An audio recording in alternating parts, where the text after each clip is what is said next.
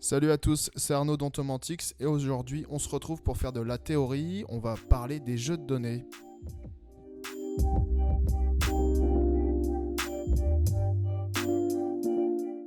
Voilà, aujourd'hui on va commencer par 2-3 slides d'un PowerPoint pour vous expliquer ce qu'est les jeux de données.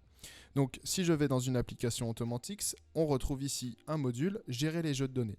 Alors à quoi vont servir les jeux de données dans une application Automantix ? Alors, donc j'ai fait une petite slide quand utiliser un jeu de données. Alors la première utilisation et une utilisation très courante du jeu de données, ça va être pour charger des composants.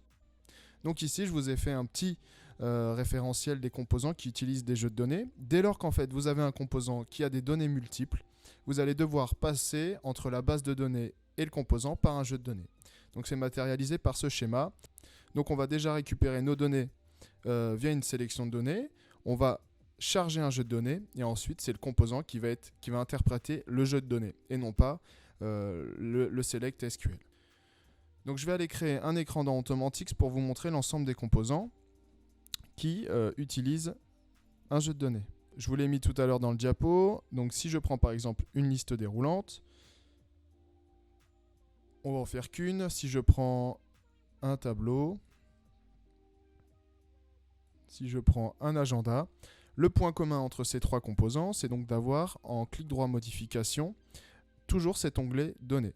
Donc je le retrouve ici sur liste déroulante, je vais le retrouver sur tableau et je vais le retrouver sur agenda. Donc ici, vous voyez que ces trois composants disposent d'un jeu de données. Au passage, Automantix vous propose des assistants pour vous aider. Donc si je vais sur un agenda, je vais créer un nouveau jeu de données ici et automatiquement, on va vous proposer les bonnes colonnes à utiliser.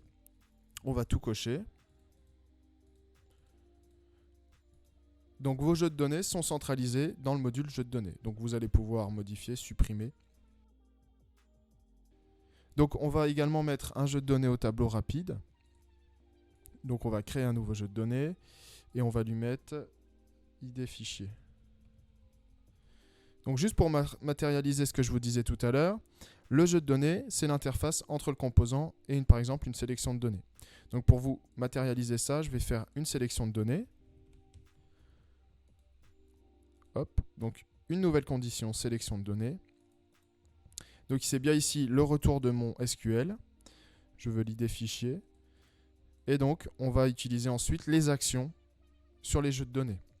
Donc ici, on veut insérer au jeu de données tableau. Et donc on va mettre l'ID fichier.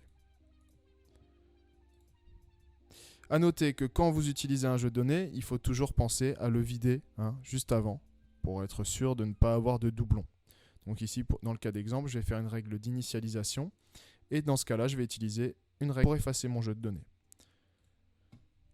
Donc voilà pour le premier cas d'usage. Le deuxième cas d'usage, ça va être dans la réalisation d'algorithmes. C'est très classique. Ça va être exactement le même fonctionnement qu'un array en PHP, qu'une map en Java. On va pouvoir faire des in, des tant que, des for each, vérifier et faire des supérieurs, inférieurs sur les données qu'on a dans un jeu de données. Donc on verra ça dans des vidéos quand on fera des fonctionnalités avancées. Donc voilà pour cette vidéo, c'était juste pour avoir une petite théorie sur le jeu de données. Donc si vous avez un composant avec des données multiples, pensez jeu de données. Voilà, à très vite pour une nouvelle vidéo.